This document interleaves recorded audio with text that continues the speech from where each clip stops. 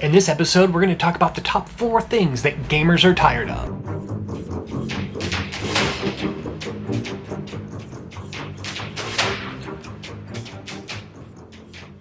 Hi, this is Kevin C. Mason from Jack Monkey Games, and you can visit my website by going to www.jackmonkeygames.com. You can click on the subscribe button right there. Click there. Subscribe and you get more of these. This episode, we're going to be talking about the top 4 things that players are tired of.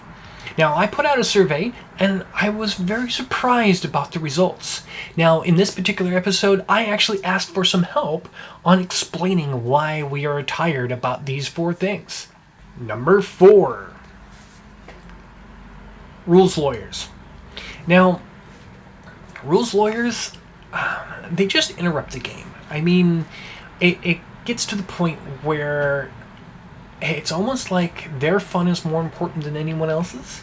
But don't take my word. Let's see what everyone else has to say. Rules lawyering, I find, just grinds the game to a halt, ends up causing arguments. And I'm from the old school where the DM's rule is law. Whether you understand it or agree with it or not, the DM was making the calls and adjudicating. And if you have a fair DM, there's a reason they're making the call that they're making, even if it isn't necessarily according to the rules. Occasionally, yeah, pointing out a mistake that they make is fine, but do so respectfully, then respect their decision. And if you really want to argue the point, do so after the game and in private. And they may explain their reasoning to you. Number 3, Murderhobos. Murderhobos, they're kind of as long as everyone's on the same page, I guess it's okay, but in my games, they can be a bit annoying. Howl here to tell you a little bit about my opinion on murder hobos. Now, I consider murder hobos to be the pupil stage of a power gamer.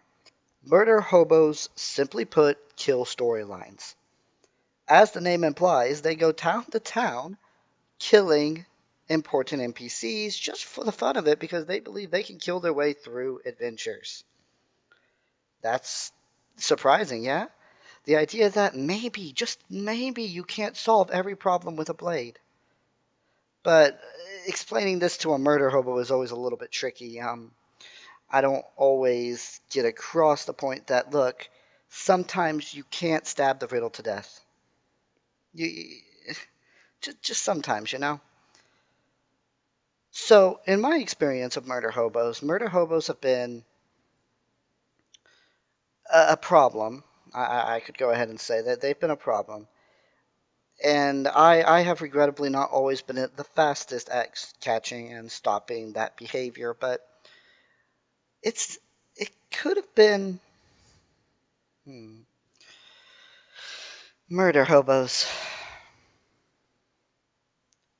I mean, that's really the thing, is technically adventurers are murder hobos, going town to town just murdering things. But I honestly think we're focusing on the negative connotation here, that you're not supposed to do that. See, a murder hobo in a combat setting is a great thing. A murder hobo in a tavern setting, that becomes an issue. So yeah, for my major gripes on murder hobos, I'd have to say, number 1, you can't solve everything with a sword. Number 2, you can't kill everything. And number 3, I would love to see you stab a riddle to death. And it's not something that I really even feel is that much of a problem. If the DM's worth their salt, they're going to discourage that behavior in game anyhow, by making it increasingly more difficult for the party as they go forward, by sending troops after them, by sending increasingly tough creatures after them, or having them miss clues that they really need.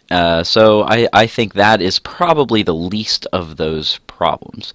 Yes, it's a great joke, and everybody's experienced it a couple times where the party's just killed somebody that they really didn't need to, but that's not something I find to be a problem. That's something that's easily handled in game. Whereas the other ones tend to be more social contract issues that that affect everybody's experience at the table in a much more direct way. Number 2, min-maxers. So when it comes to min-maxers, it's not always, but a lot of times I find that the characters with the best stats have the weakest story. It seems that the weaknesses in a character is what really makes a great story. So if you're crunching numbers, it becomes a strategy game, not a role-playing game. And I guess that's okay as long as everyone's on the same page. Min-maxing is what burned me out on role-playing games during the 3.5 and 4.0 era. I played 3.5 for a couple years, but got tired of trying to keep up with what is the best choice, and it really turned into a dilemma of picking, you know, what do I pick that's best? Is the group going to be mad at me if I don't pick the best, numerically best option, but what I'd rather do?